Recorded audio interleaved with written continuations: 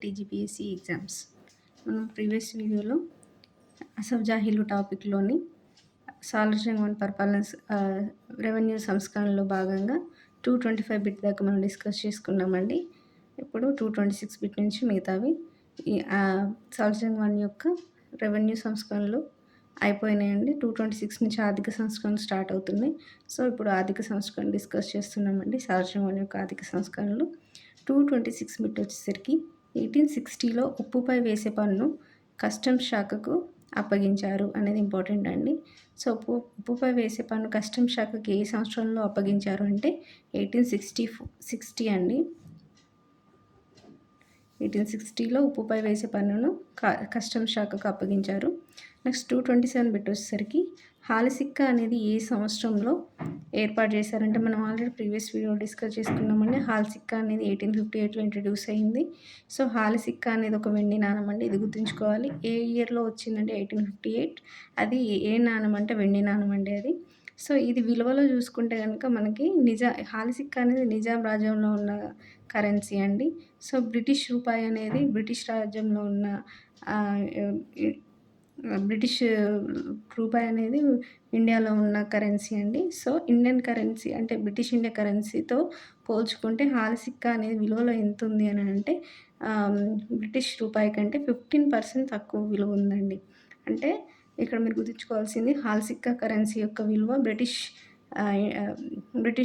British రూపాయి కంటే 15% తక్కువ ఉంది. అంటే ఇంచుమించుగా ఫర్ ఎగ్జాంపుల్ రూపాయి 100 పైసలు కదండీ. అంటే 100 పైసలు కదా.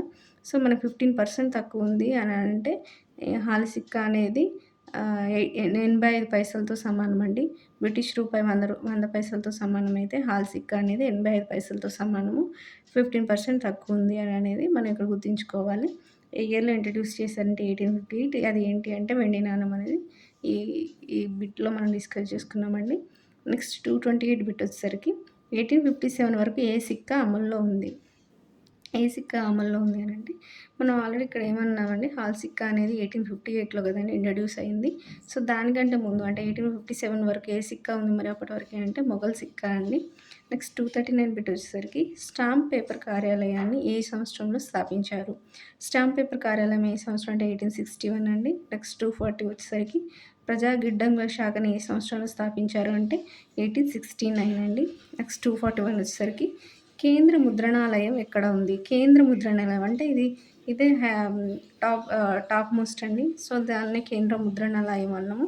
దీని కిందాల మళ్ళీ జిల్లా ముద్రణాలయాలు కూడా ఉన్నాయండి. అది నెక్స్ట్ వీడియోలో డిస్కస్ చేస్తాము. కేంద్ర ముద్రణాలయం ఎక్కడుంది అని అంటే హైదరాబాద్ అండి. సో, హైదరాబాద్ సెంట్రల్ కాబట్టి హైదరాబాద్లో కేంద్ర ముద్రణాలయం ఉంది. నెక్స్ట్ 242 బిట్‌లో జిల్లా ముద్రణాలయాలు ఎక్కడున్నాయి. సో, జిల్లా లెవెల్‌లో ముద్రణాలయాలు ఎక్కడున్నాయి అని అంటే టూ ప్లేసెస్‌లో ఉన్నాయండి. Very very important. ఏంటి అవి ఆ 2 ప్లేస్‌లు అంటే ఒకటి నారాయణపేట్, 2 గద్వాలండి. ఫస్ట్ నారాయణపేటలో ఏర్పాటు చేశారు 1870లో. తర్వాత 1875లో గద్వాల్లో ఏర్పాటు చేశారండి. సో, ఓవరాల్‌గా 3 ఉన్నాయి. కేంద్ర ముద్రణాలయం అయితే హైదరాబాద్. జిల్లా ముద్రణాలయాలు చూసుకుంటే గనుక మనకు నారాయణపేట్, ఇంకొకటి గద్వాల్ అండి. ఇది చాలా ఇంపార్టెంట్. నెక్స్ట్ మనం ఇందాక ఆర్థిక సంస్కరణలు 226 బిట్ నుంచి 242 బిట్ దాకా ఆర్థిక సంస్కరణలు డిస్కస్ చేసామండి. సాలార్జంగ్ వన్ యొక్క. ఇప్పుడు సాలార్జంగ్ వన్ యొక్క విద్యా సంస్కరణలు డిస్కస్ చేస్తే 243 బిట్‌లో దారుల్ ఉల్ అనే పాశ్చాత్య విద్య గల పాఠశాలను సాలార్జంగ్ వన్ ఏ సంవత్సరంలో స్థాపించాడు. అంటే దారుల్ ఉల్ అనే ఒక పాఠశాలను సాలార్జంగ్ వన్ స్థాపించాడండి. అంటే ఇది విద్యా సంస్కరణలో భాగం కాబట్టి ఇందులో పాశ్చాత్య విద్య ఉంది అండి. ఈ పాశ్చాత్య విద్యను చెప్పే పాఠశాలనే సో, మనకి ఈ దారుల్ ఉలూమ్ అనే పాఠశాల పాశ్చాత్య విద్య గల పాఠశాల అండి. అది సాలార్జంగ్ వన్ ఏ సంవత్సరంలో స్థాపించాడు అంటే 1854 అండి. నెక్స్ట్ 244 బిట్ వచ్చేసరికి నిజాం విద్యా వ్యాప్తికి ఏ సంవత్సరంలో ప్రతి తాలూకాకి, జిల్లాకి ఒక్కొక్క స్కూల్ ఉండాలని నోటిఫికేషన్ జారీ చేశాడు. అంటే ఈయన విద్యా వ్యాప్తి కోసం ఏంటంటే ప్రతి తాలూకాకి, జిల్లాకి ఒక పాఠశాల, తాలూకాకి ఒక పాఠశాల ఉండాలని ఒక నోటిఫికేషన్ జారీ చేశాడండి నిజాము. ఏ సంవత్సరంలో చేశాడు అని అనేది ఇంపార్టెంట్. 1859లో చేశాడండి.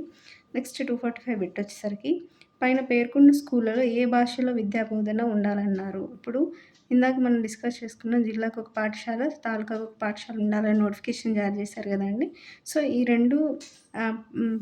ఈ స్కూళ్ళలో ఏ భాషలో విద్యా బోధన ఉండాలని అని చెప్పారని అంటే 2 భాషలండి. ఒకటి పర్షియన్, 2 స్థానిక భాష ఏదైతే అదండి. పర్టిక్యులర్‌గా ఈ భాష, ఆ భాష అని ఏంది లేదు.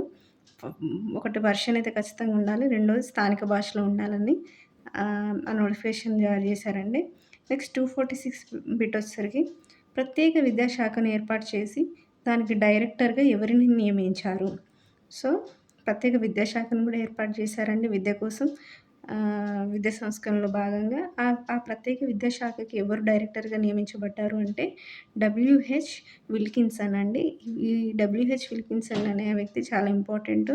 ఈ విల్కిన్సన్ అనే వ్యక్తి ప్రీవియస్ అంతకుముందు అంటే ఈ ప్రత్యేక విద్యాశాఖకి డైరెక్టర్‌గా నియమించబడకంటే ముందు ఈయన ఏంటంటే ఇంజినీరింగ్ కాలేజ్‌కి ప్రిన్సిపల్‌గా పనిచేశాడండి. ఇంజినీరింగ్ కాలేజ్‌కి ప్రిన్సిపల్‌గా. సో, అతన్ని ఇప్పుడు మనకు ప్రత్యేక విద్యాశాఖకి డైరెక్టర్‌గా నియమించాడండి. నెక్స్ట్ 247 బిట్ వచ్చేసరికి city high school, school of engineering ఏ సంవత్సరంలో ఏర్పాటు చేశారు? సో, ఈ 2 ఒకటే సంవత్సరంలో ఏర్పాటు చేశారండి. ఒకటి city high school, next school of engineering. ఏ సంవత్సరం అంటే 1870 అండి. నెక్స్ట్ 248 బిట్ వచ్చేసరికి చాదర్ఘాట్ ఇంగ్లీష్ హై స్కూల్ ఏ సంవత్సరంలో ఏర్పాటు చేశారు? సో, చాదర్ఘాట్ అనేది ఒక ఇంగ్లీష్ హై స్కూల్ అండి. ఇది ఏ సంవత్సరం అంటే 1872లో ఏర్పాటు చేశారు. నెక్స్ట్ 249 బిట్ వచ్చేసరికి ప్రభువుల పిల్లల కోసం ఏర్పాటు చేసిన స్కూల్ ఏంటి అంటే మదర్సా ఈ ఆలియా.